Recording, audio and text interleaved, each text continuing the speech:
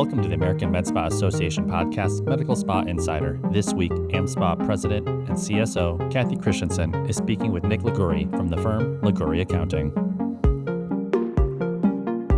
Welcome to Medical Spa Insider. My name is Cathy Christensen. I'm the President and Chief Strategy Officer for the American Med Spa Association. As you may be able to see over my shoulder, we're experiencing a lovely winter wonderland outside in Chicago today, this November 21st. And as we do that, I'm super excited to welcome our guest, Nick Liguori from Liguori Accounting.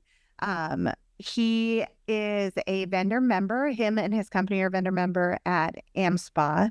And today we're going to be talking about some maybe not the most scintillating topic, but definitely one of the most important things that you need to know while you're running your business. And that's basically the ins and outs of financials when it comes to MSOs. So Nick, welcome to Medical Spa Insider. Please tell us a little bit about yourself and Liguori Accounting. Thanks, Cathy. Again, I'm Nick Liguori. I'm a CPA. Liguori Accounting is based out of New Hampshire. We don't quite have any snow, at least in our area, yet on the ground, but it is starting to feel like late fall, winter here. So we're an outsourced accounting firm, and we work with med spas across the U.S. We have clients in a number of states at this point, and we provide outsourced bookkeeping, accounting, and tax services to med spas. I started the business in 2020, so we're coming up on year 5. And we've really grown organically in this space over that time. Through partnering with AmSpa has been a big benefit. And, we've learned a lot over this time about MSOs and those structures and the ins and outs and the complications that can come along with it from a tax, bookkeeping, compliance standpoint. So excited to jump into some of the details on that today and hopefully bring some insights. Hopefully we'll keep everyone engaged and everyone can walk away with some knowledge. Awesome. Well, we're so happy to have you.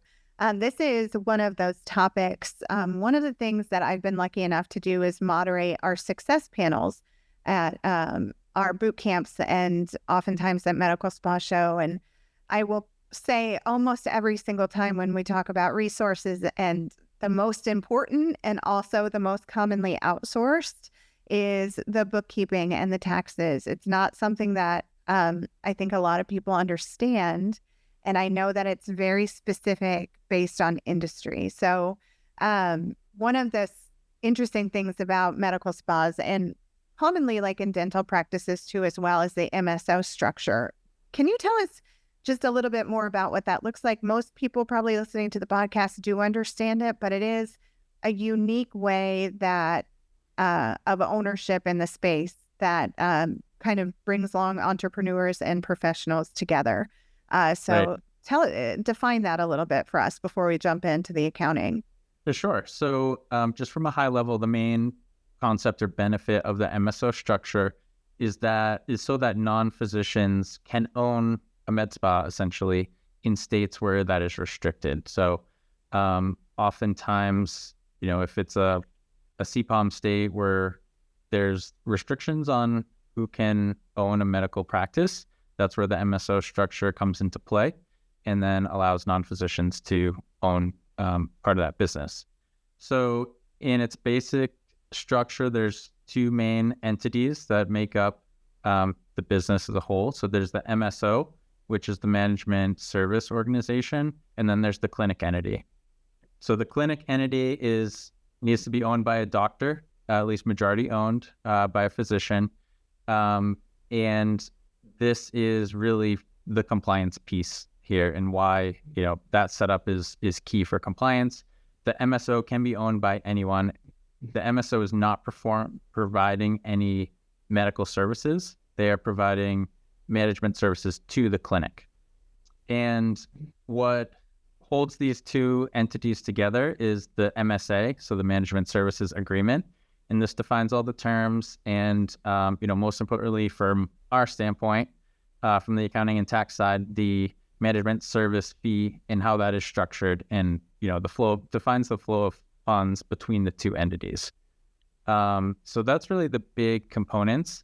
And again, really the main purpose here is so a non-physician can own the med spa or a medical practice, if it's Right. dental, like you said.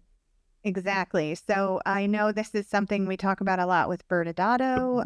Yep. Obviously, in order to do the setup, there's a lot of variables from state to state and things like that. So it's something that you definitely want to bring a lawyer, a specialist in to figure it out. But it's really kind of interesting to talk to you, Nick, because there's this whole other part of it, which is many would argue the most important part, which is the money part, right? Like, how do you Right. get paid?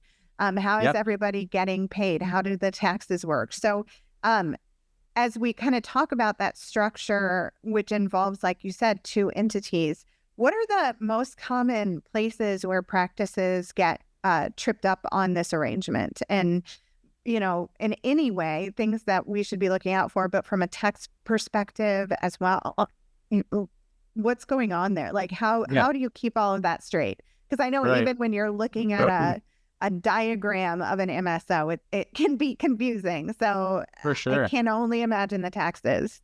Yeah. Yeah. And like you said, it is obviously, consult your lawyer, get this all set up properly from that standpoint. And that's really step one.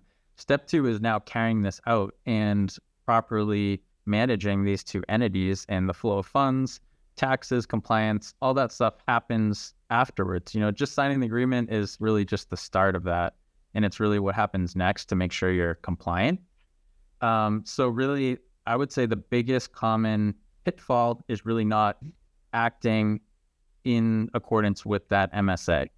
So flow of funds is not proper, or you're almost treating it as one entity versus two distinct separate entities. And those are some of the big initial things. From a tax standpoint, it all builds to your tax filings, and that's where compliance issues happen. So number one, the first big problems that occur would be not keeping the two entities separate. So you should have a separate bank accounts for the MSO and the clinic. Often we recommend that you have separate QuickBooks, or however you're doing your bookkeeping, you have two distinct sets of books for the clinic and the MSO, keeping those completely separate. Payroll is another one where providers need to be paid from the clinic, but other employees of the MSO can be paid out of the MSO. So properly separating payroll is another compliance piece. And people don't necessarily think tax with payroll all the time, but there's tax filings that are required with payroll. So that's another common place where, from a tax standpoint, you need to be compliant. And then additionally, so another not obvious tax issue potentially is the flow of funds, whether, where is revenue getting deposited or being earned. So any services being performed by the med spa, that revenue needs to run through the clinic entity. So your EMR needs to be connected to the clinic. It should not be connected to the MSO in most cases. So that's another initial setup thing that, if it's done improperly, is going to cause some compliance issues. And then the trickle down is it's going to impact your taxes. Because, it's not common to necessarily think about this, but those revenues are getting reported to the IRS based on whichever entity that EMR or your payment processing system is connected to. So making sure that setup is correct matters in the grand scheme. So yeah, and then from a actual year-end tax filing standpoint, another situation that can, common pitfall, again, is if the proper flow of funds is not set up correctly, the wrong entity may be paying tax on the wrong income. So generally speaking, usually the purpose of the structure is that the clinic shows a net zero, not really any profit or loss at the end of the year. The MSO is where the profit or the loss is going to end up at the end of the year. If the management service agreement, that management fee isn't executed properly throughout the year, there may be profit in the clinic entity where it should be in the MSO, or vice versa, which is going to lead to basically taxes being paid by the wrong people. If the doctor owns the clinic, they're not expecting to pay taxes because of the way the agreement is set up. And if that's not done right, they may end up with a surprise at the end of the year that they're not not anticipating. So those are some of the major items. So how do you ensure, like, I'll be honest, just hearing you talk about that made me feel scared and lost. If I'm being honest. We get that a lot. Yeah. So there were several points in your explanation where you kind of emphasized making sure things are set up correctly. You emphasized it when you were talking about the way the EMR speaks to the banks and how that happens, Right. and also making sure the money is going to the correct place, making sure that is set up right. Yep. Help me understand how you ensure that, because oftentimes when you're putting your EMR together or you're working with, and God love them, like they just have a million things to do, like an EMR consultant while they're trying to get you up and running. That's probably the last thing they're really thinking of. Yeah. How do you ensure that these things are done correctly the first time? Right. So it really comes down to one, either having a good understanding yourself of the MSA and how that should be functioning, or working with a professional who understands how the flow of funds should be occurring. We work with startup med spas and help ensure that this is happening correctly right off the bat. You can't rely on your EMR setup team to make sure that's happening correctly. That's not their job. That's not their, that's not the point of what they're doing. That's not their strength necessarily. So some obviously may understand it, but you have to make sure they're going to take whatever information you give them and set it up that way. So you need to make sure you're giving them the right information. I feel like it's something that you can get set up and the money is flowing, and then you just go and do all the other millions of things you have to do. Yeah, right. So how would you recommend making that a priority? Like, how long should this take? Should this process, is it a plug and play, or is it something that you really should plan on dedicating a couple of weeks to make sure? Like, I would love to know that so we understand what normal feels like, because I feel like oftentimes things are plug and play, and this probably shouldn't be.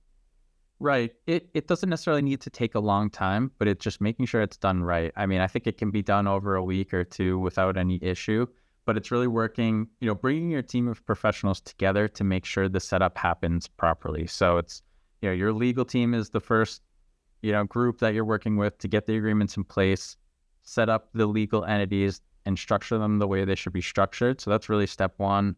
Step two is working with, your accounting tax team, and your EMR, the banks, to make sure everything is properly set up so the flow of funds can happen once business starts or, commences from wherever this agreement is taking place. So it's really the legal is the first team, accounting, tax, banks are really the next step. And then from there, it's just a matter of getting the system set up. So it's your EMR is the big one, and your payroll would be the next that need to get set up. And those all have to go somewhat step by step. You need the legal entities first, you need your EINs, and then you can set up your bank account, your payroll, and your EMR. So those are really those steps that have to happen. And it's worth the extra, as much, you're investing in legal to set these up. It's worth the cost upfront to get set up properly to prevent the headaches that are going to come down the road if you're not.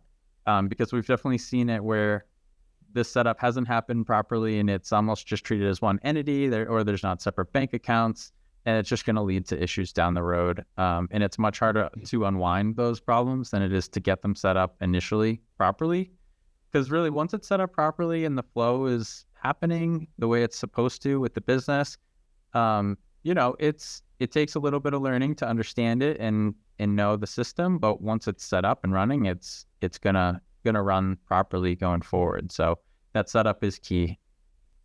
All right, very good. I have a couple of questions based on that. One is, usually with startups, there's a point where you're just using QuickBooks at the beginning, and you're kind of doing your own books and what have you. At what point, and this, I don't want to paint with a broad brush because I'm sure there are people out there that are doing this that maybe just have a really clear and firm understanding of all of this. But at what point do you make the investment or you realize you need help? Is there a specific kind of point in the journey where that doesn't cut it anymore, doing your own books? Yeah, for sure. I mean, I think, it always makes sense to work with professionals to do the things that they're good at versus the things you're good at. Most med spa owners, again, not to paint with a broad brush, but oftentimes they're a practitioner first, and that's their strength, that's their skill set, that's why they've gotten into the business. So, sometimes right off the bat, it makes sense to outsource that accounting function, just to make sure it's set up properly, or at the least, like, do some consulting, get the setup phase done, maybe some training to make sure you know how things should be happening going forward, so you can manage it yourself effectively and appropriately. I think those are probably the best two routes to go from the get-go, especially when you have an MSO structure, just because of the extra complexity there. Because once you get to year end, there's only so much you can do to change what's has or hasn't happened in the past. So getting off on the right foot is key. Obviously, cost is an issue, though, for new med spas. A startup business, no matter what, cost is something you're being very conscious of. So we never want to put someone in that position where it's too much of a detriment from an expense standpoint. So an established med spa, I think, once they have multiple practitioners, have grown, have a solid base of patients, it's a great aspect of your business to outsource, just because it's really not part of that core service you're providing. It's an easy thing to, hey, let's bring in the professionals, get this done right. And it's one less thing we have to worry about. There's enough compliance issues in this industry for sure. So it's like, if you can take one of those things off your mind, off your plate, it's a great investment, in my opinion. So can you work with one of the things with obviously law and lawyers, because of what we do, it's something that I'm most familiar with. And I know I've heard many horror stories and also okay stories, but many horror stories of working with a lawyer who's not super familiar with the medical aesthetic space, and it kind of not working out well because they don't actually understand how the space works, because it's a little bit intricate. Is that the same for accounting? Would you want to work with your neighborhood accountant, or is it really, really important that they be familiar with the medical aesthetic space? Yeah, I mean, to me, an expert in the space is always going to be the bigger value, just because they know the ins and outs. They do it. They're just in it more frequently, so they're more familiar with the nuances and the potential pitfalls or issues that could arise. But there's no reason you can't work with a professional who, the big thing for me is make sure they're taking the time to understand the structure. Make sure they're going to read the MSA, understand how the management fees should be occurring, and what the ultimate result should be at the end of the year for taxes, on the bookkeeping side, what things should look like. I think a qualified CPA should be able to figure that out, but that's not necessarily going to be their expertise or area of specialty. So working with the specialist, of course, is going to give you the best result more often than not. We've had circumstances where we've sort of trained or guided other CPAs or bookkeepers on how this should be running. So it's not that it's, something they can't do, but it's not necessarily your normal course of business. It's definitely unique in a lot of ways. So it's, I would say professional is great, but make sure if you're not going to work with someone who specializes in the space, just make sure they understand or are, willing to learn and understand the requirements. Okay, so kind of shifting gears, I'm curious, we've talked about vaguely what it looks like to untangle this if it goes wrong. How does one, I can just picture someone listening to this right now and going, I don't think I'm doing this right. Sure. I'm a little bit concerned. We're at the end of the year because it's November. How do you best address it if you're not doing it right, or you suspect you're not doing it right? Is there a way to fix it if you've gone the whole year? And if not, what does it look like on the other side of it? What are you looking at as far as penalty or issue with the IRS? Yeah, from the IRS standpoint, it's It's more of a probably state compliance issue is the bigger concern, I would say. If you're not in compliance with your MSO or your state requirements, that's where the bigger problem could lie. So that is important to make sure the proper setup is in place from a state compliance standpoint. Because worst case scenario is the state comes in and says this is a medical practice not properly owned, or however it may be, potentially shutting you down, something like that. I mean, what is your worst case scenario? Right. From an IRS standpoint, if you're filing the taxes, I mean, yeah, they may not be correct or the funds may not be in the right place, but that's not necessarily on its own going to be a red flag to the IRS.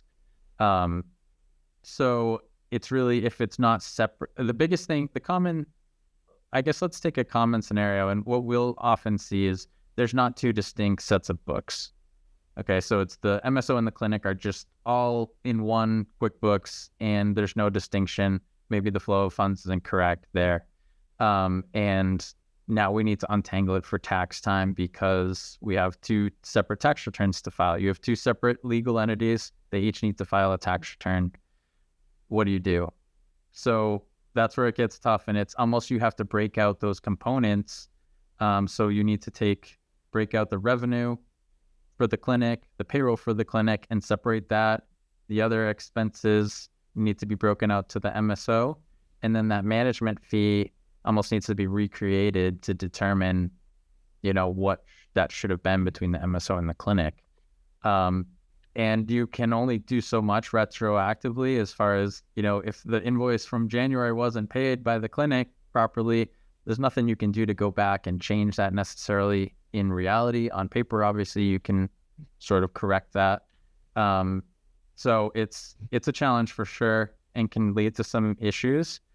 The biggest thing, my advice, I guess, for anyone in that situation is get yourself correct going forward. I mean, we're going to have to do some adjustments to the past to square things away for now and what's happened in the past, but get things fixed and get on the right foot going forward, because, once you're on the right path, things are going to be a lot easier to manage, and you can sort of put that worry aside, that there's this looming issue going on. So basically chalk it up to live and learn at that point. Yeah, right. And I think, that's really all you can do. That's the best thing you can do is move forward in the right direction.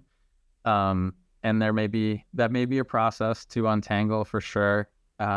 But it's worth it. It is going to be some effort, but again, the peace of mind piece is huge. One less thing that's keeping you up at night. And also just knowing you're compliant and things are working the right way. And, this model is great because it allows you to get some favorable, treatment. And, from a tax standpoint, that MSO entity and the clinic can interplay in a way that really can optimize some tax positions. So you want to make sure it's working for you the way it was intended to be set up. Gotcha. So it sounds like the combination of books is a very common tax problem with MSOs. Yep. What are the other common kind of pitfalls that you see? And how common is it that MSO setups run into issues with taxes and accounting? Yeah, so I think we talked about the revenue flowing the wrong way, and potentially payroll being associated with the wrong entities. So those are sort of going to create other potential tax problems on their own. And then the separation is another big one. Beyond that, structuring the entities properly is another key component. So, often this will happen at the startup with legal, but oftentimes, in typical situations with a smaller SPA, each entity is going to be an LLC, and then, the clinic is going to generally be an S Corp. That's pretty typical. And then the MSO can either be an S Corp or a partnership, depending on the ownership, depending on what makes the most sense in the circumstances. So if you are an S Corp, if the MSO is going to be an S Corp, an election needs to be made up front. It can be done retroactively, but that is an election that has to occur. a filing with the IRS. So if that doesn't happen, that's an easy miss that can happen. And then when you come to tax time, the wrong form may be filed. So that's a common pitfall I've seen. And then really just like the management service fee invoicing is another key component that can lead to, issues on the tax side. So for instance, if that management fee from the MSO to the clinic, which generally is going to happen at least on a monthly basis, if that's not happening, there's not the flow of funds from the clinic into the MSO, then the clinic is going to have a profit in theory at the end of the year, and the MSO may not. And the problem here is now the doctor that owns the clinic is going to incur this tax liability that they really shouldn't be paying taxes on. It should be on the MSO side, and the owners of the MSO should be, receiving the profit or loss from the business, however it ends up being. And that's really where the tax should be paid from. Gotcha. So I think those are a couple of the big ones. Okay. So before we finish up, I'm curious, as we are going in or turning the corner on the year, we're closing 2024, taxes are due in April of 2025. Is there anything med spas and medical aesthetic businesses should be looking out for? Any changes, any possible issues, or maybe even any benefit that we could count on as we go into tax season? Yeah, so approaching the end of the year is a great opportunity for tax planning. I think, knowing your numbers, knowing where you stand now is important. So you can see, okay, what is our tax liability going to look like where we're at currently at the end of the year? So typically, if there's equipment that needs to be purchased, this is a great time to do it. If it's a need for the business, get that in before year end to make sure you can get the Section 179 deductions, appreciation, all that.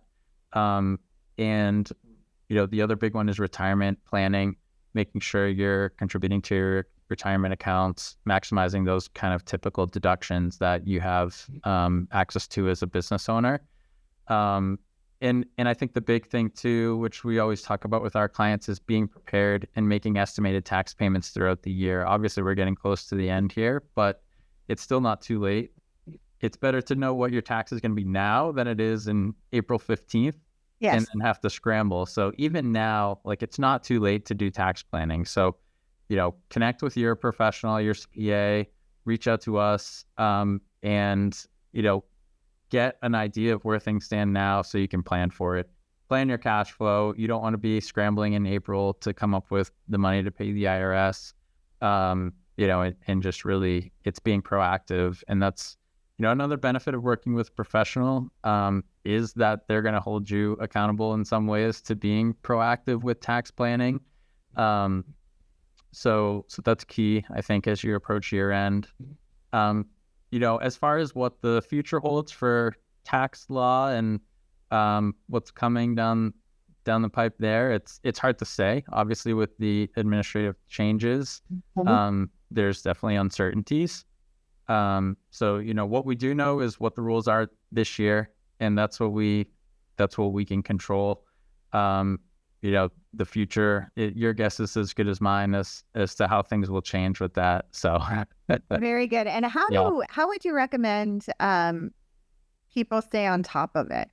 And I'm sure if you're working with a professional, they would stay on top of it. But is there another resource as far as just making sure that you aren't missing these law changes? Because I think you're absolutely right. With the administration change, they could come fast and furious. It could be very confusing to small businesses. How do you not get lost in the process?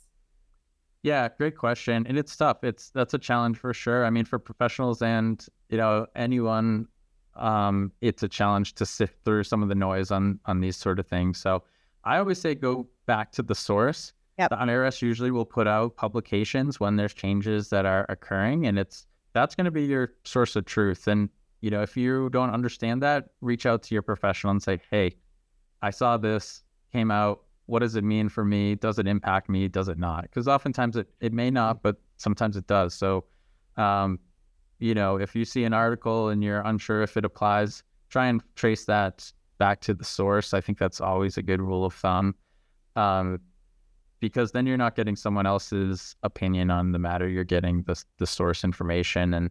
And then, step 2 is go to your professional and have them interpret for you and how it applies to your specific situation. Because, all of this is great in theory, but in reality, it's how does this affect you that matters, and how does it apply to your specific circumstance, whether it's, state by state, things are going to be different, business to business, things are going to be different. So it's really important to make sure a professional is helping you with your specific circumstances or situation.